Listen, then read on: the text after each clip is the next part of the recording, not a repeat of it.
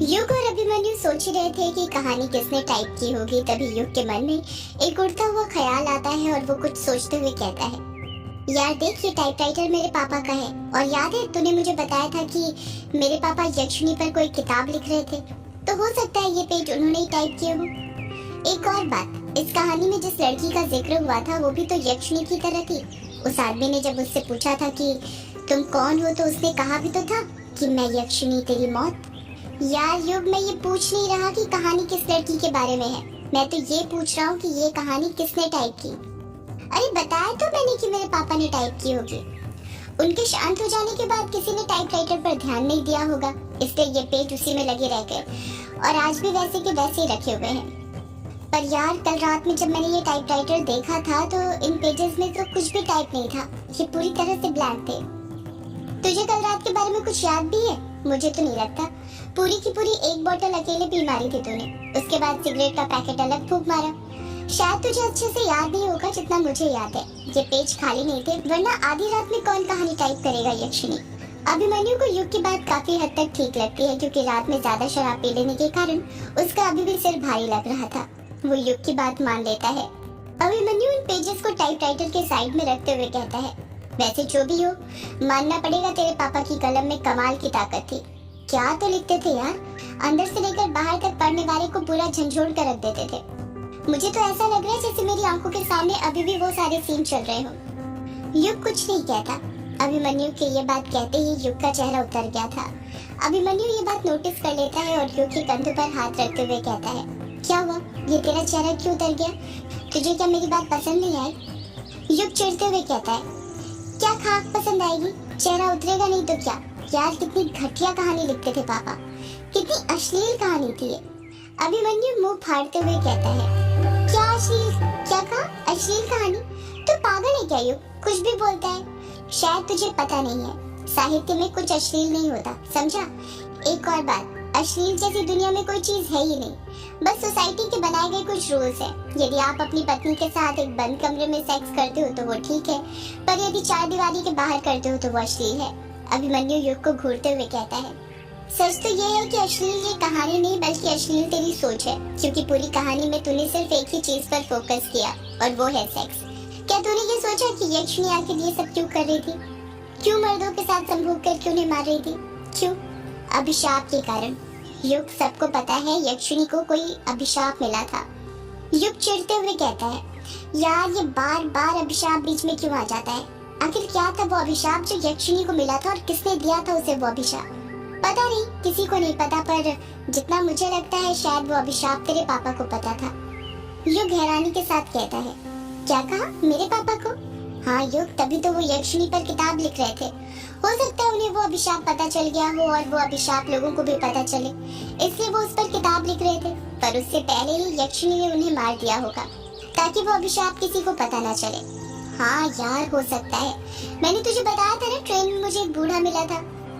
अभिमन्यु कुछ याद करते हुए कहता है, हाँ बताया था तूने मुझे उस बूढ़े के बारे में। तुझे पता है वो बूढ़ा भी ना उसी किताब के बारे में बात कर रहा था। कह रहा था मेरे पापा ने यक्षिणी पर कोई सी किताब लिखी थी। तो फिर कहाँ है वो किताब? तेरे पास उसकी कॉपी है? पता नहीं यार, मुझे तो ये भी नहीं पता कि वो किताब पब्लिश हुई थी या नहीं। अगर एक बार वो किताब हाथ लग जाती तो पता चल जाता कि यक्षिणी को आखिर क्या अभिशाप मिला था। युग और अभिमन्यु आपस में बातें ही कर रहे थे कि तभी अभिमन्यु का मोबाइल बजने लग जाता है। जब अभिमन्यु की नजर मोबाइल की स्क्रीन पर पड़ती है तो वो देखता है कि कायर का फोन आ रहा था।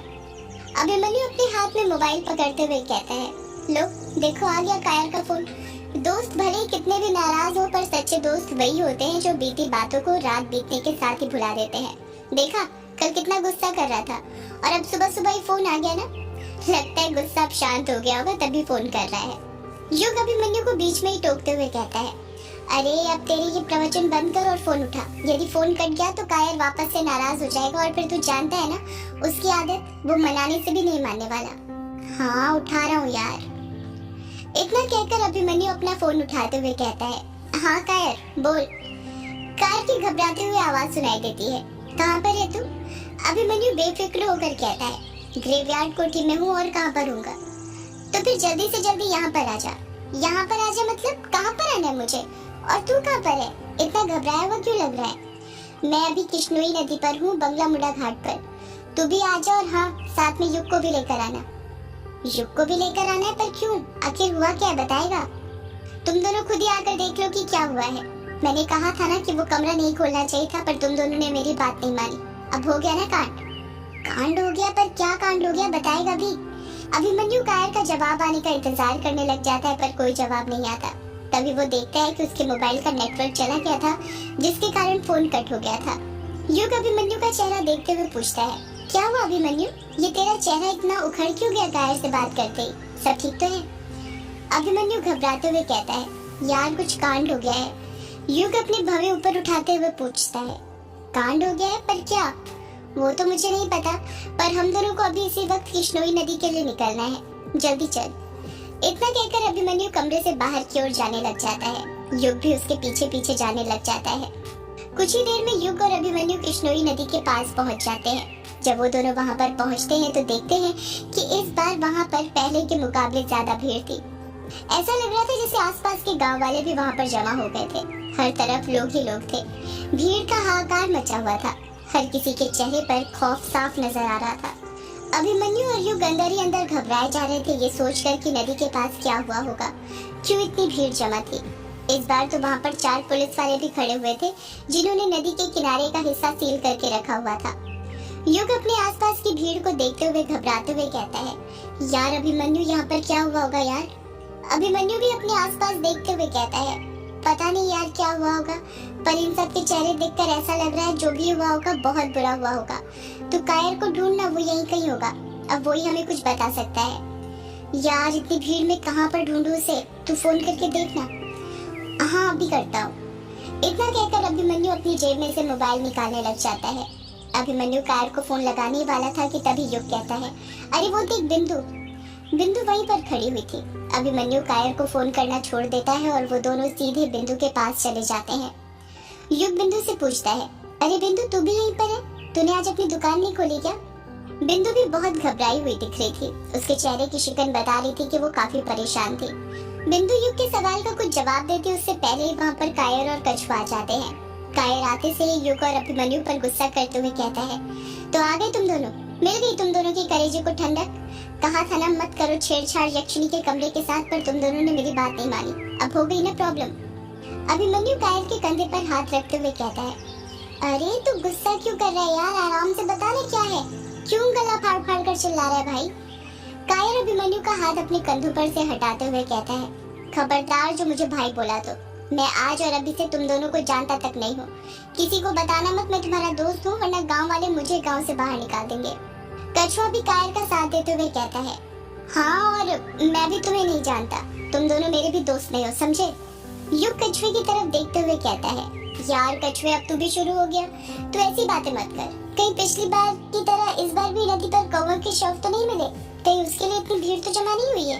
कछुआ चिढ़ते हुए कहता है, कौवों के शव मिले हैं या किसी और के, खुद ही चलकर देख ले। वहाँ पांचों भीड़ को साइड करते हुए नदी के किनारे के पास जाने लगते हैं। जैसे जैसे युग और अभिमन्यु नदी के किनारे के पास पहुँचते जा रहे थे, उनके दिल की धड़कन तेज होती जा रही थी। वो जरा भी अंदाजा नहीं लगा पा रहे थे कि नदी के पास क्या हुआ होगा। नदी के किनारे पर ही 4-5 पुलिस वाले खड़े हुए थे। वहीं पर एक लाश पड़ी हुई थी, जिसकी एक फोटोग्राफर अलग अलग एंगल से फोटो खींच रहा था। वो पुलिस वाले उस लाश को घेर के खड़े हुए थे, जिसके कारण वो लाश युग और अभिमन्यु को क्लियर दिखाई नहीं दे रही थी। नदी के किनारे पर ही युग के बड़े पापा दिलीप और उसके मामा सुदेश भी खड़े हुए थे। दिलीप बहुत गुस्से में नजर आ रहा था। युग के वहाँ पर आते ही वो उससे अपनी नजरें फेर लेता है, जैसे वो उसका चेहरा भी नहीं देखना चाहता था और उसे लगता था कि ये सब कुछ युग की वजह से ही हुआ था। दिलीप और सुदेश के बगल में ही रोंकामुचा गांव के सरपंच रतन पाली और बंगला मुड़ा गांव के सरपंच भूपेंद्र बख्शी भी खड़े हुए थे। रतन पाली की आंखें रो रो कर लाल हो गई थी और वो अभी भी रोए जा रहा था। युग हैरानी के साथ कहता है, यार यहाँ पर क्या चल रहा है, मेरी तो अभी भी कुछ समझ में नहीं आ रहा। कछुआ अपने हाथ से शव की तरफ इशारा करते हुए कहता है, तुझे वो लाश नहीं दिख रही क्या, जिसे वो पुलिस वाले घेर कर खड़े हुए हैं? युग अपना मुंह फाड़ते हुए कहता है, क्या कहा, लाश? अभिमन्यु भी हैरानी के साथ कहता है, हाँ मुझे दिख रही है कुछ कुछ, मतलब कल रात यहाँ पर किसी का खून हुआ है। कायर अभिमन्यु की बात काटते हुए कहता है, खून नहीं शिकार। कल रात यहाँ पर शिकार हुआ है और वो शिकार किसी और ने नहीं, यक्षिणी ने किया है, क्योंकि सबको पता है कल रात पूर्णिमा थी और अमावस्या और पूर्णिमा की रात ही यक्षिणी शिकार किया करती थी। अभिमन्यु झट से कहता है, ये क्या बोल रहा है तू? भला यक्षिणी कैसे किसी का शिकार कर सकती है? वो तो ग्रेवयार्ड कोठी में कैद है ना? कायर कहता है, यक्षिणी ग्रेवयार्ड कोठी में कैद थी, पर उसका कमरा खोलकर तूने और युग ने उसे आजाद कर दिया। अब वो आजाद हो चुकी है, उसने वापस से मर्दों के शिकार करने शुरू कर दिए हैं। अभिमन्यु कायर की बात को काटते हुए कहता है, ये कैसे हो सकता है भला? मैंने अपने पैरानॉर्मल एक्टिविटी डिवाइसों की मदद से चेक किया था, यक्षिणी वही उसके कमरे में कैद थी। चाहे तो युग से पूछ ले, वो भी मेरे साथ ही था। युग से क्या पूछूं मैं? तुझे दिख नहीं रहा यहाँ पर लाश पड़ी हुई है, जिसका साफ साफ मतलब है कि यक्षिणी आजाद हो चुकी है। अभिमन्यु और कायर में खींचातानी चली रही थी कि तभी रतनपाली और जोर जोर से रोने लग जाता है। भूपेंद्र बख्शी उसे सहारा देने लग जाता है और उसे समझाने लग जाता है। बिंदु कछुए से पूछती है, ए कछुए, ये रतनपाली इतना क्यों रो रहा है? आज से पहले तो इसे किसी के मरने पर इतना रोते हुए नहीं देखा। वोट भी नजदीक नहीं आ रहे जो ये रोने का दिखावा करे। कछुआ धीरे से कहता है, रोएगा नहीं तो क्या करेगा? जो मरा है वो कोई और नहीं बल्कि इसका बेटा है। बिंदु अपना मुंह फाड़ते हुए कहती है, क्या कहा बेटा? इसका मतलब मोहित की मौत हुई है? हाँ, मोहित की मौत हुई है। अभिमन्यु कुछ सोचते हुए कहता है, 2 मिनट, ये वही मोहित है ना जो गुंडागर्दी करते फिरता था? हाँ वही है। तो यार इसकी मौत में यक्षिणी कहाँ से बीच में आ गई? हर कोई जानता है कि ये मोहित कितना बुरा आदमी था, कितने सारे दुश्मन बनाकर रखे थे इसने। मार दिया होगा उन्हीं दुश्मनों में से किसी एक ने। कायर अभिमन्यु की बात काटते हुए कहता है, माना मोहित के बहुत सारे दुश्मन थे, पर कोई दुश्मन भी इस तरीके से नहीं मारता जिस तरह से मोहित मरा है। तो खुद बता भला नंगा। कायर अपनी बात पूरी करता उससे पहले ही आसपास हलचल होने लग जाती है, जिस कारण वो चुप हो जाता है।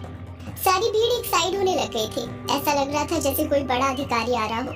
4-5 पुलिस वाले लोगों को साइड कर रहे थे और किसी के आने के लिए रास्ता बनाने लग जाते हैं। युग और उसके दोस्त भी एक साइड में हट जाते हैं। कुछ ही देर में जब रास्ता बन जाता है तो युग और उसके दोस्त देखते हैं कि सामने से एक महिला सब इंस्पेक्टर आ रही थी, जिसकी आंखों में सूरज की तरह तेज था और चेहरे पर अभिमान, जिसकी हाइट करीब 5 फुट 7 इंच थी, जिसने अपने बालों का जूड़ा बनाकर रखा हुआ था।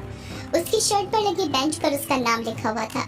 कछुआ बैच को पढ़ते हुए कहता है, वर्चस्विनी सेन। इसका नाम तो वर्चस्विनी सेन है। यार वाह, क्या नाम है! जिस तरह दिखती है वैसा ही नाम है।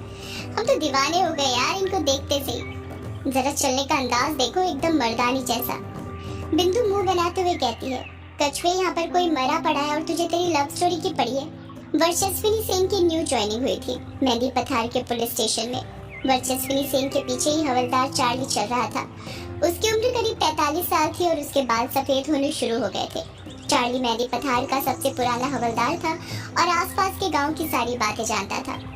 वर्चस्विनी और चार्ली लाश के पास पहुंच जाते हैं। वो 4 पुलिस वाले जो पहले से उस लाश को घेर कर खड़े हुए थे, जब वो साइड हटते हैं तो वो लाश क्लियर दिखने लग जाती है। जब युग और अभिमन्यु की नजर उस लाश पर पड़ती है तो उनकी आंखें फटी की फटी रह जाती हैं।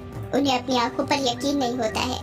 नदी के किनारे एक काले आदमी की लाश पड़ी हुई थी, जो कि पूरी तरह नग्न अवस्था में थी। उसके हाथ पर खरोचों के निशान थे और सीने पर रामरो नरामरो खरोचा हुआ था। उसके सीने का दिल गायब था।